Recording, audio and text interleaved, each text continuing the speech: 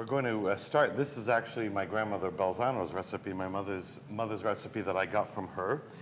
And we start by mixing 6 eggs. And we need to save at least one of the shells, because I'll explain that in just a moment. Okay. So this recipe that I have is a little odd in that the measurements are in the half of an eggshell.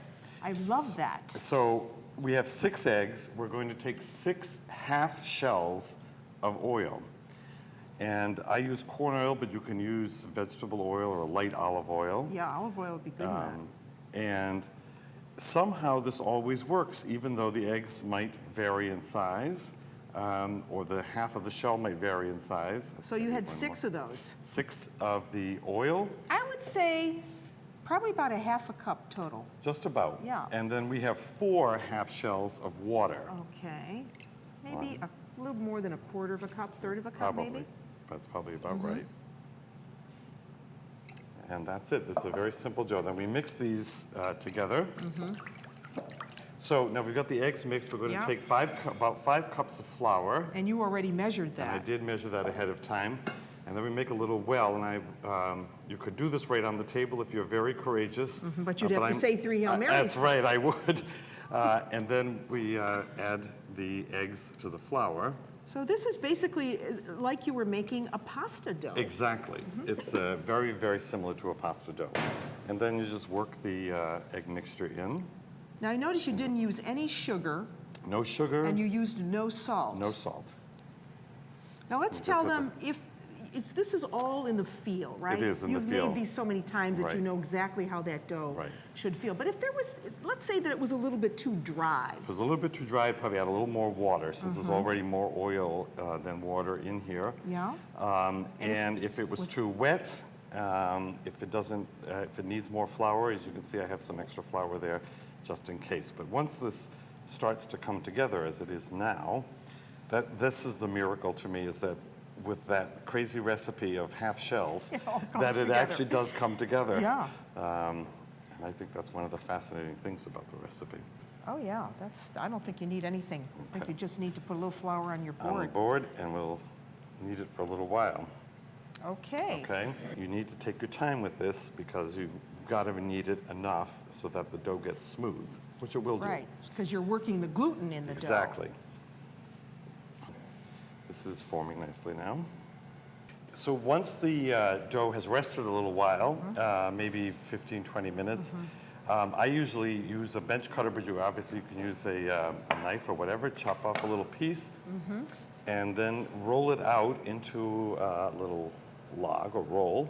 Yeah. And as I said, I usually try to make it about a ½ an inch or so wide, the pieces. We always used to say it had to be the thickness of your middle finger. Yes. See, that's right. That goes along with the half eggshell thing. Exactly. So there you well, are. Can I have a piece? Well, sure. Why not? I might as well help you while I'm that'll be at it. great. Okay. And so to roll it out till it's about that length, and then I just use the same cutter, or you can use a knife, and cut this into small pieces. It's a very nice dough. So this is what I do. All right.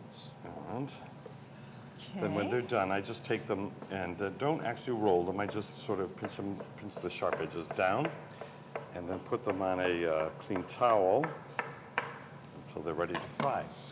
You pinch the little edges down. Just a little bit. Oh, just, look, mine are already pinched.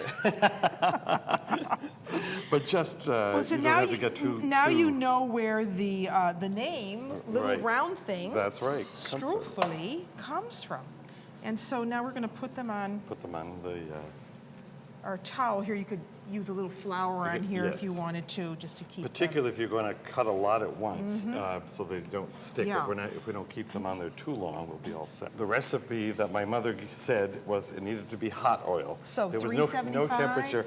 So I did she gauge that? About 350 to 375. She just knew when it was hot enough.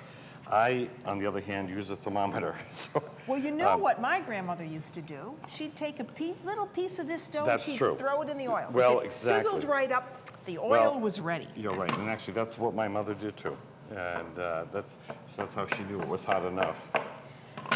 All right, Father, I think we have enough to go into the first batch of hot oil, right? Very good.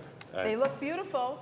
They're not going to take very long to cook, are they? No, they won't. They'll fry up and puff up in no time. And then we're going to give them a really nice sweet ending, aren't we? We sure are. Okay. That's the surprise. Let's go.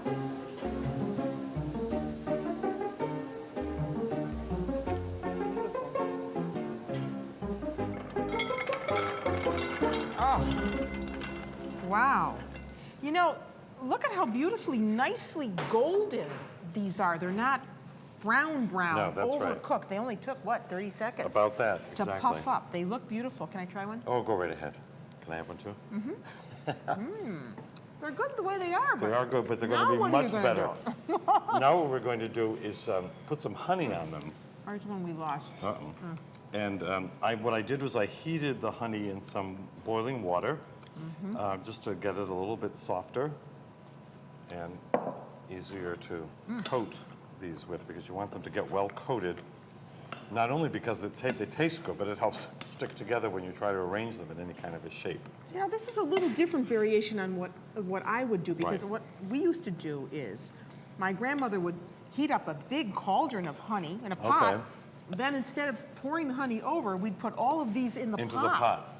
What you're doing is really important, because you really have to mix this well, because the honey, you don't want all the honey to settle down Exactly. to the bottom of the pan. Exactly. And you don't want to put so much honey in That's that right. it's sickeningly sweet. Right. You just want to lightly coat them. All right, I think that's Okay, good. now. And then we'll take the dish, the serving dish, and what I usually do is try to spoon them around, get them more or less in the shape that I want to make. Yeah. As I said, we're just going to make a simple sort of wreath shape with this, not anything too fancy. But you could work at it and stack them up like a Christmas tree. Right, I've done that. I've done that, where it's almost looks like, you know, an inverted, what do I want to say, a funnel. Exactly, You know? yeah. So it's your choice, however you want to do it. Now I'm just going to form this a little bit more, just to get. And it that to- was a good trick that he just used. If you wet your hands and you want to give this a little bit more shape, wetting your hands will help you. That way the honey will not stick exactly. to your hands. Whoop, I got that one. got that That's one. mine. Okay. There. And then the final touch are just a few colored sprinkles, and lightly It just gives it a real festive. look. And there it is. That's Wow. our Strufoli. We hardly broke a sweat making these. They're gorgeous.